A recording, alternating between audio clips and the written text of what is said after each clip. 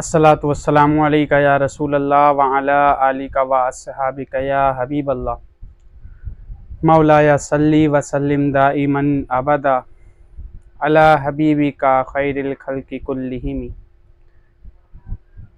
हुवल हबीबुल्लज़ी तुरजा शफ़ाअतुहु लिकुल्लि हौलिम मिनल अहवालि मुक़्तहिमी सुम्मर रिदा अन अबी बकरी व अन उमरा व अन अली व अन उस्मान ज़िल करमी मौलाया सल्ली व सल्लिम दाइमन अबदा अला हबीबिका खैरिल खल्क़ि कुल्लिहिम। सामीन मोहतरम, नाज़रीन किराम, अल्लाह ताला का लाख और करोड़ा एहसान है जिसने एक बार फिर हमें दरस कुरान की महफ़िल और मजलिस सजाने का मौका अता फ़रमाया। और अल्लाह ताला का करोड़ा एहसान है कि जिसने हम सबको नबी आखिरुज़्ज़मान सल्लल्लाहु अलैहि वसल्लम का उम्मती बनाया।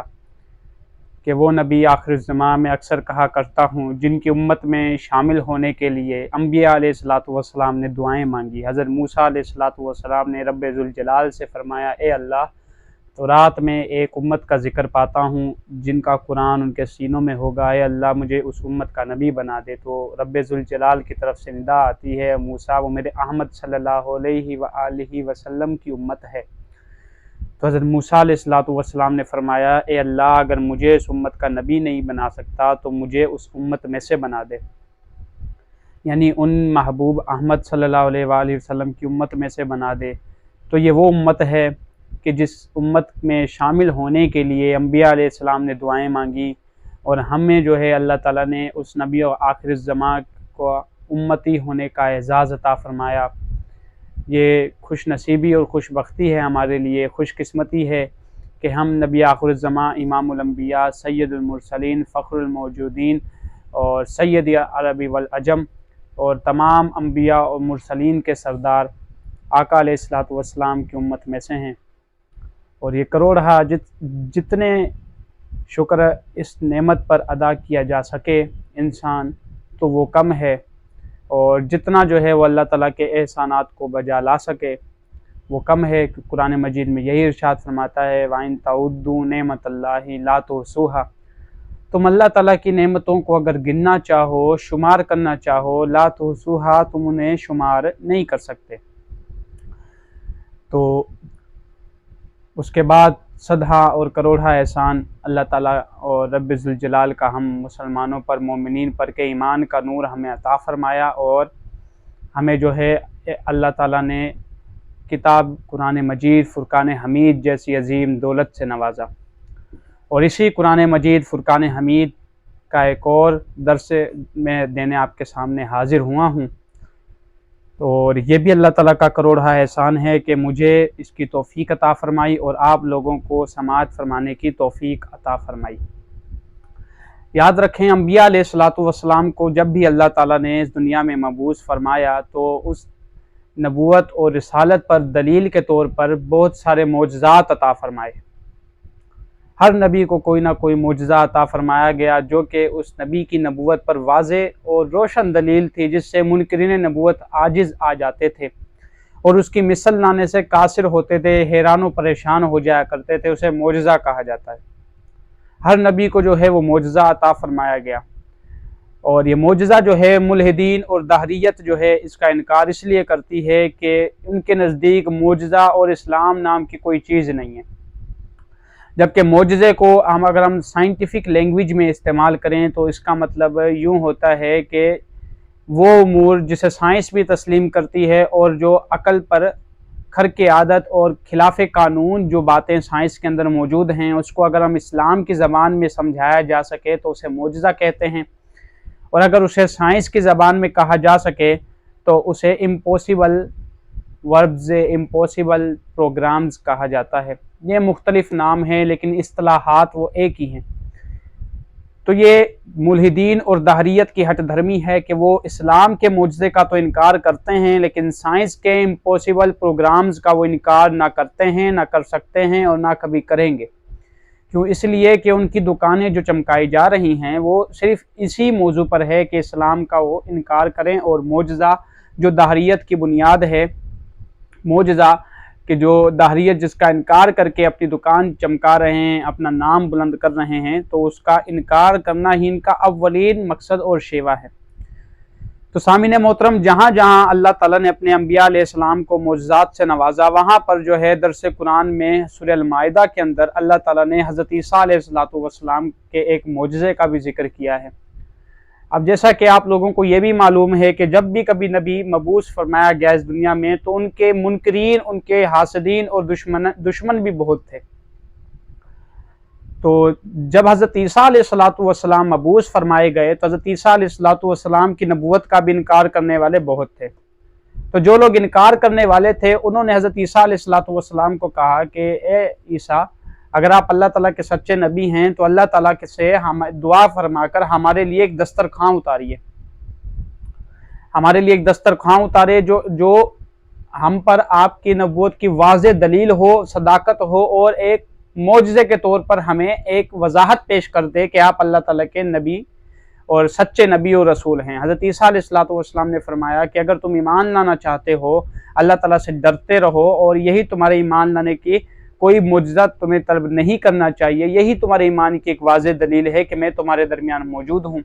لیکن انہوں نے کہا کہ ہم پر جو ہے یہ اطمینان ہو جائے گا اور ہمارے دل کو تسلی ہو جائے گی کہ آپ اللہ تعالیٰ کے برحق نبی ہیں، لہٰذا آپ اللہ تعالیٰ سے معجزہ جو ہے وہ بطور معجزہ آسمان سے دسترخوان طلب کیجئے۔ چلتے ہیں قرآن مجید کے سرورق پر، کیونکہ جو بھی چیز قرآن مجید میں موجود ہے وہ رد نہیں کی جا سکتی۔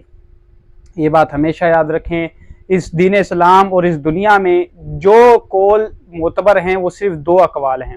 ان دو اقوال کے علاوہ ہر شخص کی بات رد کی جا سکتی ہے، ہر شخص کی بات سے اختلاف کیا جا سکتا ہے۔ وہ دو اقوال کون سے ہیں؟ ایک کتاب اللہ تعالیٰ کی کتاب قرآن مجید فرقان حمید، اور دوسرا حدیث رسول صلی اللہ علیہ وسلم۔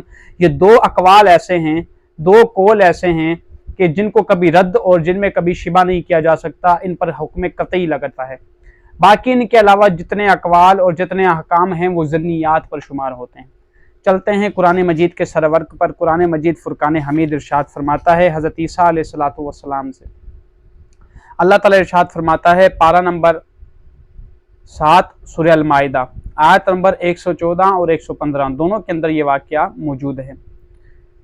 تو سورہ المائدہ، اور یہ بھی یاد رکھیں سورہ المائدہ کو مائدہ اسی لیے کہتے ہیں کہ یہاں پر اس میں ایک دسترخوان کا ذکر ہے، کیونکہ حضرت عیسیٰ علیہ السلام سے دسترخوان کو اتارنے کا مطالبہ فرمایا گیا۔ حضرت عیسیٰ علیہ السلام نے مطالبے کو پورا بھی فرمایا، تو اس لیے سورت کو مائدہ کہتے ہیں، یعنی دسترخوان کا جس میں ذکر ہے۔ جیسے سورہ البقرہ کو بقرہ اس لیے کہتے ہیں کہ اس میں ایک گائے کا ذکر ہے۔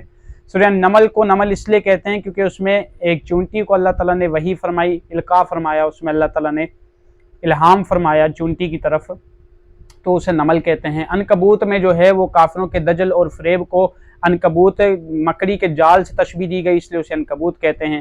سورہ الفیل کو اس لیے فیل کہتے ہیں، اس میں جو ہے وہ اصحاب فیل یعنی ابرہا اور اس کے لشکر کو جو تباہ و برباد کر دیا گیا، اس کا مفصل واقعہ ذکر کیا گیا ہے، اس لیے اسے فیل کہتے ہیں۔ تو جو صورتیں ہیں ان کے نام کی جو مناسبت ہے وہ ان کے ذکر کی طرف ہے، جو اس کے اندر واقعات موجود ہیں۔ اسی طریقے سے سورہ المائدہ کو مائدہ اس لیے کہتے ہیں، اس میں دسترخوان کا ذکر موجود ہے۔ چلتے ہیں قرآن مجید کے سرورق پر۔ قرآن مجید فرقان حمید ارشاد فرماتا ہے، پارہ نمبر 7 سورہ المائدہ، آیت نمبر 114 اور آیت نمبر 115۔ قال عیسی ابن مریم، حضرت عیسیٰ علیہ السلام نے ارشاد فرمایا، اللہم ربنا انزل علینا مائدۃ من السماء۔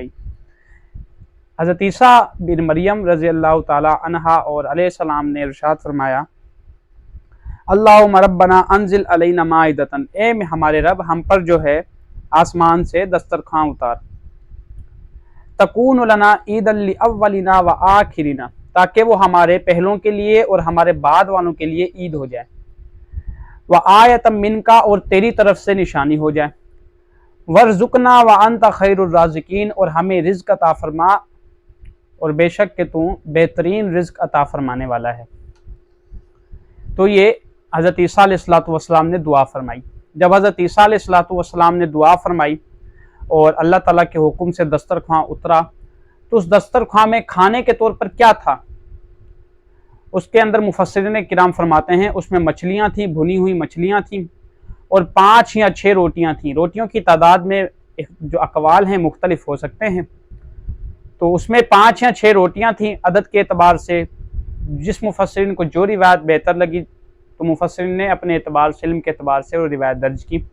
روٹیاں تھیں اور بھنی ہوئی مچھلیاں تھیں، روٹیوں کے اوپر شہد تھا، روغن تھا، گھی تھا، پنیر تھا اور مکھن وغیرہ جو اس صورت میں استعمال ہوتا تھا سالن کے طور پر، وہ چیزیں تھیں۔ تو یہ بنی اسرائیل میں حضرت عیسیٰ علیہ السلام کی دعا کے وسیلے سے اللہ تعالیٰ نے حضرت عیسیٰ علیہ السلام کو بطور معجزہ دسترخوان اتارا۔ اب جن لوگوں نے دسترخوان اتارنے کا مطالبہ کیا ان میں ایک نام شمون تھا اور یہ حواریوں کا سردار تھا۔ تو انہوں نے حضرت عیسیٰ علیہ السلام کو کہا یہ دسترخوان جو ہم پر اترا ہے یہ جنت میں سے ہے یا آخرت میں سے ہے؟ یہ جنت کی طرف سے آیا ہے، دنیاوی ساز و سامان میں سے ہے یا آخرت میں سے ہے؟ تو حضرت عیسیٰ علیہ السلام نے فرمایا نہ یہ جنت کا ہے نہ یہ آخرت کے ساز و سامان میں سے ہے، کیونکہ یہ اللہ تعالیٰ نے اپنی قدرت کاملہ سے تمہارے لیے، میرے لیے بطور خاص اپنی قدرت کاملہ سے ایجاد فرمایا ہے اور تمہیں جو ہے وہ کھلانے کے لیے بھیجا ہے۔ تو یہاں پر حضرت عیسیٰ علیہ السلام نے جب دسترخوان اترا تو بنی اسرائیل کو یہ تاکید فرمائی کہ دسترخوان میں سے کچھ بھی بچا کے مت رکھنا، کیونکہ یہ لوگ انتہائی بخیل اور توکل کے نچلے درجے سے بھی نچلے درجے پر گھٹیا ترین قسم کے لوگ تھے، اور جن کو توکل کے 4 حروف تا واو کاف لام کا بھی پتہ نہیں تھا، توکل کے درجات تو دور کی بات ہے۔ ان لوگوں نے حضرت عیسیٰ علیہ السلام کے حکم کی نافرمانی کی، اور جب حضرت عیسیٰ علیہ السلام نے فرمایا کہ دسترخوان میں سے کچھ بھی بچا کے مت رکھنا ہے، توکل کے خلاف ہے اور یہ اللہ تعالیٰ کی نعمت کو ضائع کرنے کے مترادف ہے، تو ان لوگوں نے حضرت عیسیٰ علیہ السلام کی نافرمانی کی، حکم عدولی کی، اور دسترخوان میں سے جو ہے وہ کچھ چیزیں بچا کر رکھ لی، جیسے بنی اسرائیل میں بن سلوا آتا تھا وہ بچا کر رکھ لیتے تھے۔ توکل نہیں تھا اللہ تعالیٰ کی ذات پر، تو ان لوگوں نے بھی کچھ ایسی سازشیں کی اور دسترخوان میں سے کچھ روٹیاں، کچھ مچھلیاں جو ہیں وہ بچا کے رکھ لی۔ جب بچا کے رکھیں اگلے دن کے لیے تو وہ خراب ہو گئیں، جس کی وجہ سے حضرت عیسیٰ علیہ السلام کی ان قوم پر جو ہے وہ عذاب بھیجا گیا۔ عذاب کیا بھیجا گیا؟ اور یہ اللہ تعالیٰ نے قرآن مجید میں ان عذاب کو جو ہے وہ پہلے ہی بیان فرما دیا تھا۔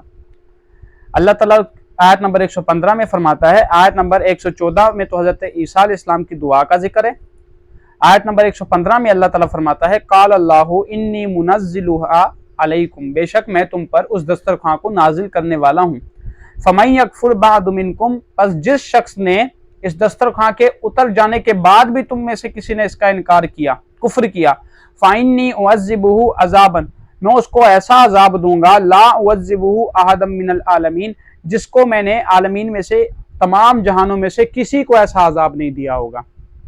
دسترخوان اتر جائے گا، لیکن دسترخوان اترنے کے بعد پھر کسی شخص نے تم میں سے، اے عیسیٰ علیہ السلام آپ کی نبوت کا اگر کسی شخص نے ان میں سے، تم میں سے کسی نے انکار کیا تو پھر میں اسے ایسا عذاب دوں گا کہ جیسا عذاب میں نے دنیا میں اور اس جہان میں کسی کو بھی نہیں دیا۔ تو حضرت عیسیٰ علیہ السلام نے جب ان کو یہ حکم دیا کہ آپ دسترخوان میں سے کچھ بھی جو ہے وہ اٹھا کر اور کچھ بھی جو ہے وہ چھپا کر نہ رکھیے گا، تو ان لوگوں نے حکم عدولی کی، نافرمانی کی، اللہ تعالیٰ کے عذاب کے مستحق ہوئے، اور جب صبح اٹھے تو سب کے چہرے بگڑ چکے تھے۔ کوئی خنزیر کی صورت میں مسخ کر دیا گیا ہے، کوئی دھتکارے ہوئے بندروں کی صورت میں مسخ کر دیا گیا ہے، الغرض ان کے چہرے انسانیت کی صورت میں باقی نہیں رہے، بلکہ ان کے چہروں کو جانوروں کی صورت کے ساتھ تبدیل کر دیا گیا۔ تو یہ حضرت عیسیٰ علیہ السلام کا مکمل واقعہ جو سورہ المائدہ کے اندر اللہ تعالیٰ نے بیان فرمایا ہے، آیت نمبر 114 اور آیت نمبر 115 کے اندر۔ اس سے جو ہے وہ کچھ ہدایتی پہلو بھی نکلتے ہیں۔ ویسے تو بہت سارے آیت کریمہ میں سے نکات اور احکام صادر ہوتے ہیں، لیکن جو میری سمجھ میں آئے وہ میں آپ کے سامنے بیان کرتا چلوں گا۔ پہلا واقعہ اس سے یہ بھی ثابت ہوتا ہے کہ اللہ تعالیٰ کی نعمت کو جو ہے ضائع نہیں کرنا چاہیے۔ اس سے ثابت ہوتا ہے کہ اللہ تعالیٰ کی نعمت کو ضائع کرنے سے اللہ تعالیٰ کا جو ہے وہ بندہ عذاب کا مستحق ہوتا ہے۔ اب دیکھیں کہ بنی اسرائیل کے درمیان حضرت عیسیٰ علیہ السلام بذات خود موجود تھے، پھر بھی ان لوگوں نے اپنے نبی کی حکم عدولی کی، نافرمانی کی، جس کی وجہ سے وہ لوگ عذاب کے مستحق ہوئے۔ تو اللہ تعالیٰ کی نعمت کا کبھی بھی جو ہے انکار اور اس کو ضائع نہیں کرنا چاہیے۔ دوسری بات یہ کہ اس سے یہ بھی پتہ چلتا ہے کہ نبی کا جو حکم نبی عطا فرماتے ہیں اپنی امت کو، اس کو بھی اگر انسان پسے پشت ڈال دے، اس کی بھی اگر حکم عدولی اور نافرمانی شروع کرے، تو یہ بھی اللہ تعالیٰ کی طرف سے نہایت عذاب کا مستحق ہوتا ہے۔ قرآن مجید فرقان حمید میں اللہ تعالیٰ ارشاد فرماتا ہے من یطیع الرسول فقد اطاع اللہ، تم میں سے جو شخص بھی نبی کریم صلی اللہ علیہ وآلہ وسلم کی اطاعت اور فرما برداری کرے گا، فقد اطاع اللہ، تحقیق اس نے اللہ تعالیٰ کی ہی فرما برداری اور اطاعت کی، اللہ تعالیٰ کا ہی کہنا مانا۔ تو اس سے پتہ چلتا ہے ہر نبی کی اطاعت جو ہے ان کی امت کے لیے وہ اللہ تعالیٰ کی ہی اطاعت ہے، اور ہمارے نبی کریم صلی اللہ علیہ وآلہ وسلم تمام انبیاء مرسلین کے سردار ہیں، ان کی اطاعت کرنا گویا اللہ تعالیٰ کی ہی اطاعت بجا لانا ہے۔ تو اس سے جو ہے یہ بھی پتہ چلتا ہے کہ اگر اسی واقعے سے کہ اگر کسی دن میں کوئی عزت والی اور معتبر رحمت والی چیز نازل ہو اور ایجاد کر دی جائے، اس کو بطور اعزاز کے پیش کیا جائے، تو وہ عید جو ہے، وہ دن جو ہے وہ عید بن جاتا ہے۔